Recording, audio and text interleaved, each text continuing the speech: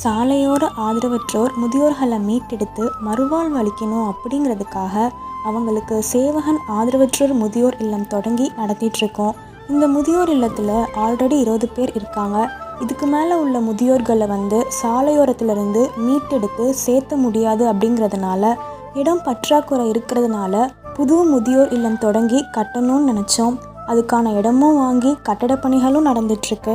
பல நல்ல உள்ளங்கள் இதுக்காக சிமெண்ட், ஜல்லி, கம்பின்னு நிறைய வாங்கி கொடுத்துருந்தாங்க. அவங்களுக்குலாம் ரொம்ப நன்றிகள். தொட்டி கட்டுறதுக்காக செங்கல், சிமெண்ட் தேவைன்னு சொல்லியிருந்தோம். அதுக்கு உமா சேமியா அருணும், சவுண்டப்பன் அவங்களும் ஆளுக்கு 1000 கல் வாங்கி கொடுத்தாங்க. 100 கல்லுகள், அதாவது ஒரு 100 கல் 600 ரூபா வருது.